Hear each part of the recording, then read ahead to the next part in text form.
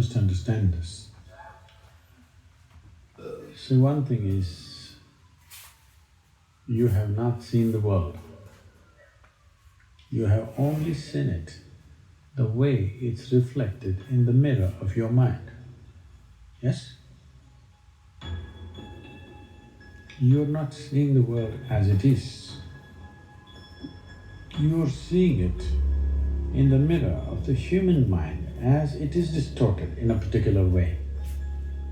If you were a grasshopper, you would be seeing the world very differently. If you were some other creature, you would be seeing the world very differently. So your mirror is a certain level of prejudice.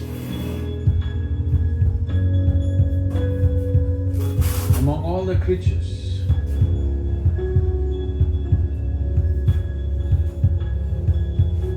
what evolution means is, on one level, your mirror is fairly more plain compared to the mirrors that other creatures hold in their mind. Suppose there is a tiger here, I'm talking about animal. If there was a tiger here, he looks like this. Dinner, breakfast, lunch. He can't think beyond that. Because his mirror is like that. The mirror of his mind shows him only food.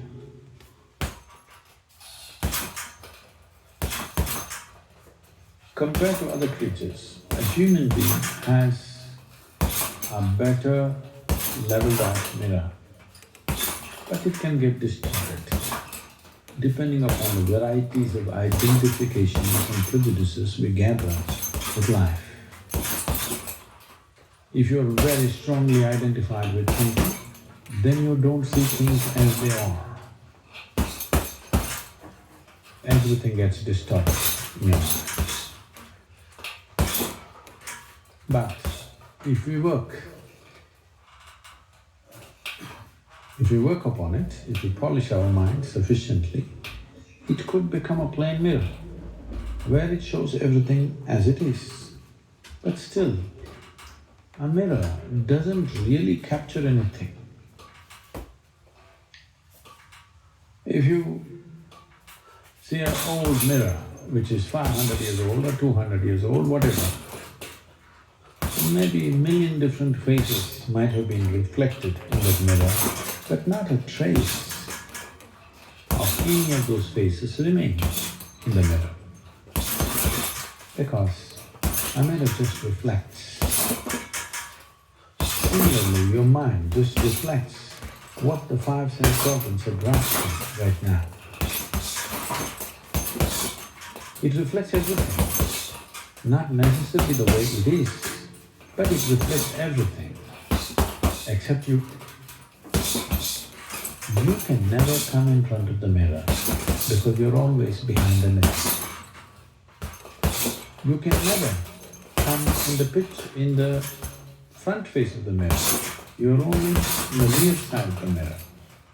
So what this means is, you never experience the world the way it is, nor did you ever get to experience who is behind the mirror. Entire life goes just seeing many images that come in the mirror which don't leave a trace of it. This is the reason why over 80% of the people, the moment of death, if you watch them carefully, you will see they're bewildered. Because only when it begins, when the moment comes when it's going to be ending the way you know it, suddenly you realize you never lived it. You never got started. Already these guys are saying it's over.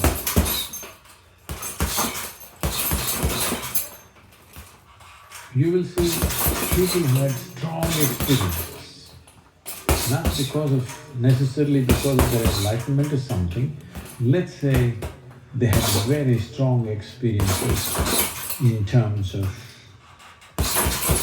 very powerful situations or events in life, maybe wars and revolution and extreme situations, even accidents, extreme situations where there was no room to think. It just was a big drama happening, where in many ways the mirror of the mind broke and something more happened for whatever reasons. It is pleasant or unpleasant, it doesn't matter. You will see only such people who either die in joy or in pain. All others die bewildered.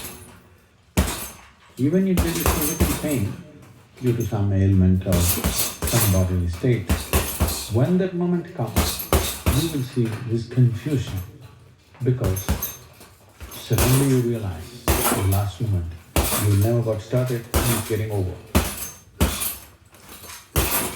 So either you must see the creation as it is, or you must experience the one behind the mirror. If both these things don't happen, all you watch is what are the reflections on the mirror. This is not life. There is no prestige to life. There is no root to life. It's just passing. The activity of the mind and the activity of the body is the only satisfaction most people have because they do not know the bliss of their being. So, we don't want to capture the mirror, we want to keep the mirror, but we want to find a way to slip behind the mirror. The simplest and the most trivial geometric form is a triangle.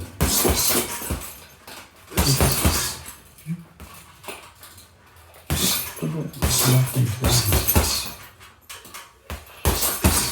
Just close your eyes and just stand facing them.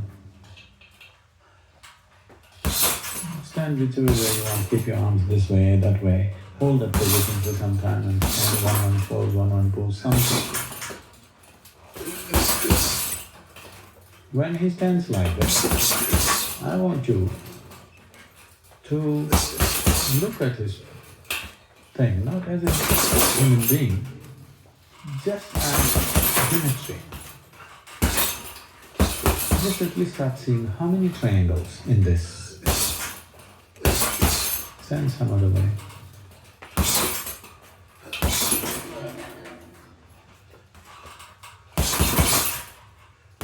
Some other way.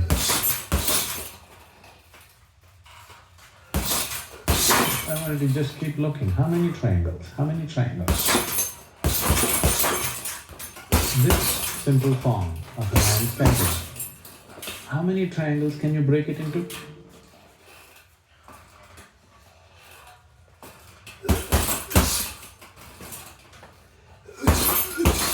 So if you're seeing 3, 4, 5 triangles, try to make it into 25. If you're seeing 25, try to make it into 50. If you're seeing 50, try to make it into 500. Like this, make it into more and more and more. Let me see.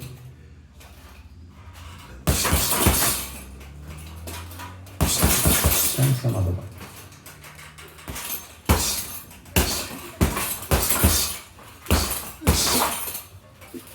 Just stand bending some other way.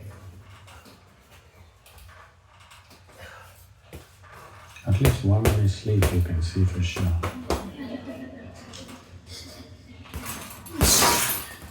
Okay.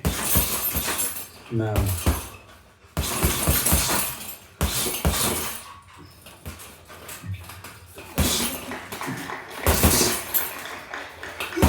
you like the performance?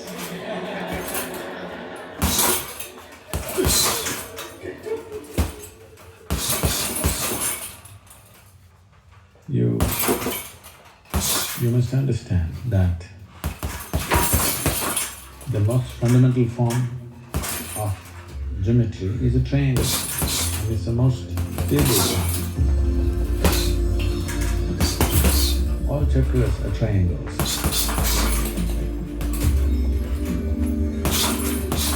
Everything, inside everything. Fundamentally, you can break it down into a triangle, every shape and every form. The more distinctly you can cover a certain space, when you see this body, if you can fill every millimeter with a triangle, you're beginning to understand the geometry of that particular form.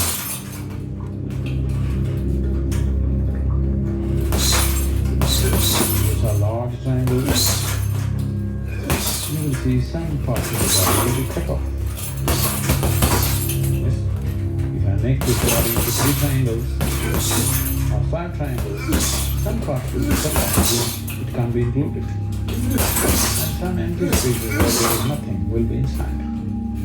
So if I have to make this completely occupied by triangles, I will have to make it into 10 million triangles. It will need that much attention to be able to break this into millions of triangles.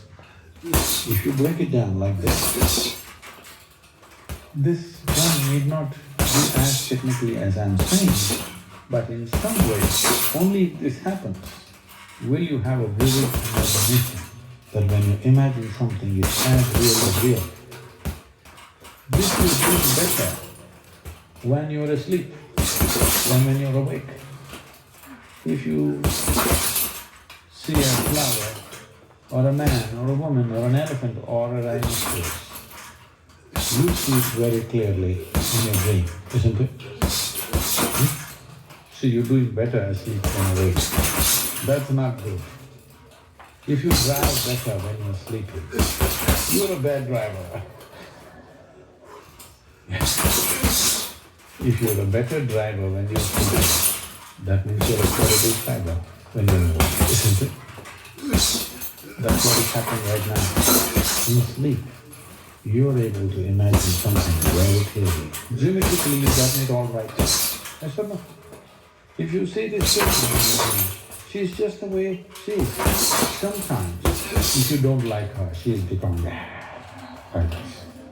If you like her very much, she's becoming nice, more nice than she is. That little exaggeration is there, but there's no geometrical struggle. Yes? She doesn't lose her form like this. Right now, if you try to imagine, she loses form. You can't hold the form. That means you're driving better in sleep. This will take a certain amount of exercise in the mind. You may not get to do this in 2 days or 1 day. But if you start this, if you understand how, if you understand the process, how, you can do it anywhere. You can sit in your office, seriously work, but not work. Not working. If you are sitting somewhere, anywhere. Now you see this vessel, you can geometrically break it down into a million pieces and put it back. If you exercise your mind like this, it will become in such a way that you can make it do what you want. Don't get into and start asking for this, that, everything. Unfortunately, it can happen, but you will mess yourself up very badly.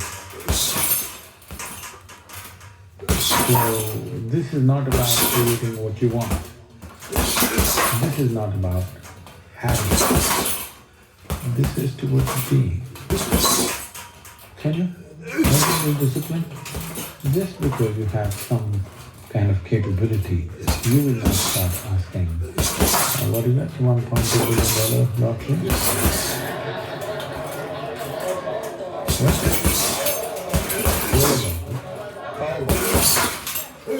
So Powerball.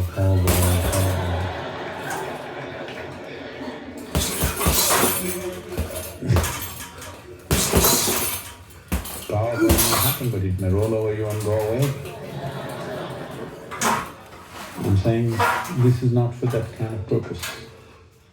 This is to have mastery over the mind so that it will allow you to go behind it, so that you don't spend your entire life just looking at the reflections on the mirror of your mind.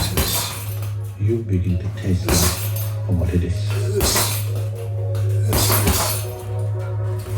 Well, we are doing practices already.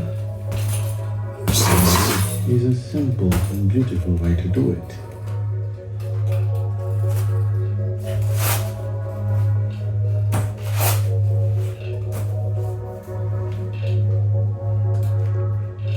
But I'm sure many of you are not able to stay there. But if we really want to just be there all the time, then a little mastery over the mind will do good. But the moment you have little capability, if you think you want to heal people, your friend has cancer, I will undo the cancer and put it back. You may be able to, but you will be a disaster for yourself and for the world. Because this is not to be used like that. This is not in that direction at all. This is just to give you an access to something more than your mind in your life. Right now, it's all this bloody stupid mind, that's all you have experiencing. Thought and emotion, thought and emotion, thought and emotion. These are just images on the mirror, has no significance, has no depth, it's two-dimensional. Just a reflection. Entire life is going, seeing the reflections of life. Not a good way to spend life, isn't it? So, this is not another trick that you exercise in the world. This is something that you do within yourself, so that you are able to slip behind the mind. You have enough mastery over the thing. If you focus, it'll open up holes and one can go. Well, those of you who have easier way to do, you must be popping some pills and stuff to do it. It may happen. That's the biggest problem. It may happen sometimes, but then you can't fix the hole in your mind after that. That's another problem. Here it's not like that. You become so fine, you pass through the mind. Even the mind doesn't know you pass through. It's so subtle. It takes time to work. I started yesterday. I started doing this almost 3.5, 4 years straight. Hours and hours of focus. I don't know how much your life is worth.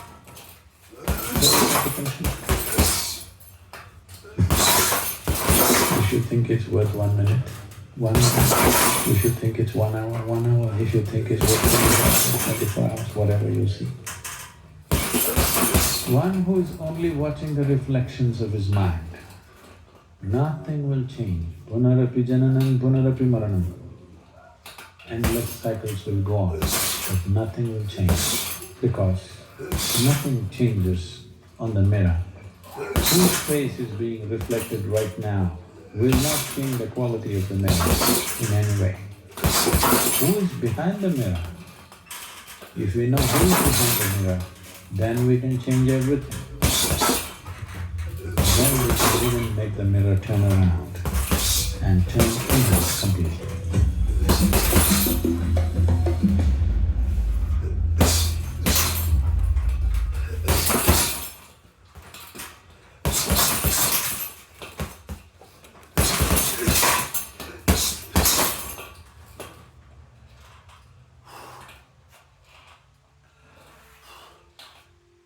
And I was happy to try something new that could have a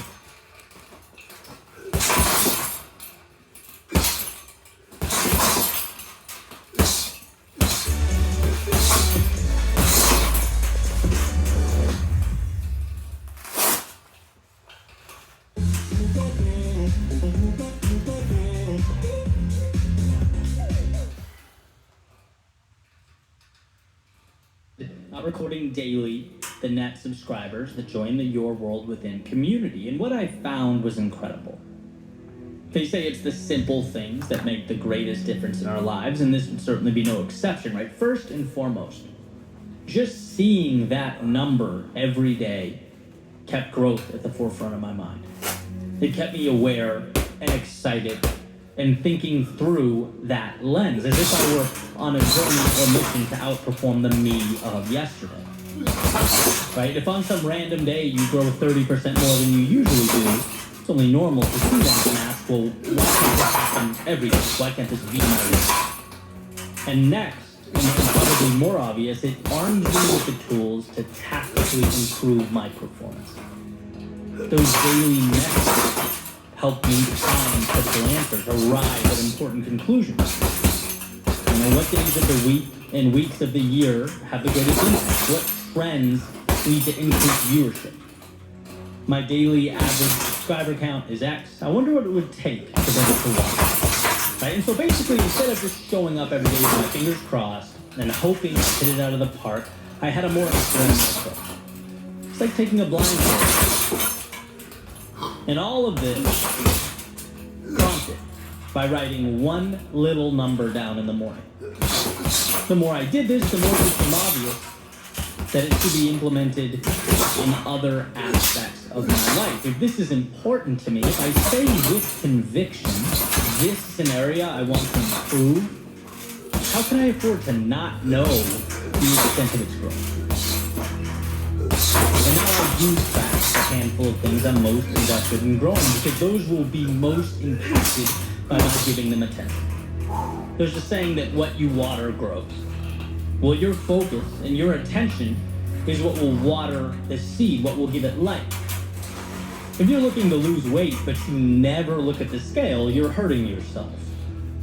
Right? You might say, well, I don't want to be all about the numbers. It's a lifestyle change, and I certainly agree. The point is not to track every single step you make. It's to realize how often we operate blindly. It's to show you that with 100% certainty, your increased awareness and attention dedicated to any pursuit will make you more effective in bringing about your desired results. Knowing your daily progress keeps you in the game. It keeps you excited and also arms you with the tools to make the necessary changes. See, we are brilliant creatures capable of incredible things. But it's critical that we position ourselves so that we can win the game. It's crucial that we not only look, but see.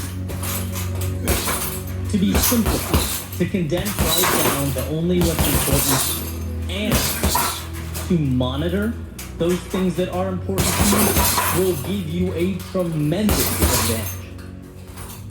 And again, this is basic stuff. But we skip the basic stuff because we think the big changes come from complexity. They don't. They come from choosing a target and working to get closer and closer to its bullseye. Like Greg McKeown says in Essentialism, growth often has nothing to do with the acquisition of more. Sometimes it's about eliminating the things we don't need and focusing on that which we do.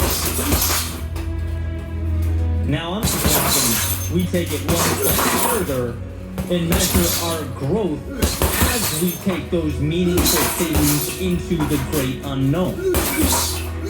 Life can be challenging, that's no secret. So why not arm ourselves with every advantage available to us? Why not keep yourself excited and invested and knowledgeable? Often we look around at what we don't have and think, man, I could never have what they have. I could never do what he or she does. The reality is, they identified what matters and brought it to life one small step at a time. And guess what? You can do the same. It's not a miracle you need, it's awareness. So here's to keeping your eyes open, to not only looking but seeing, and in doing so, getting results from the opportunity we otherwise would walk right by.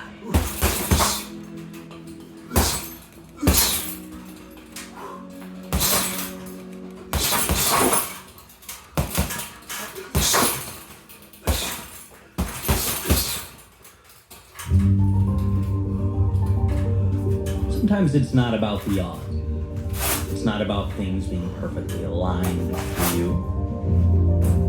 Sometimes it's about making something out of nothing. It's about simply finding a way.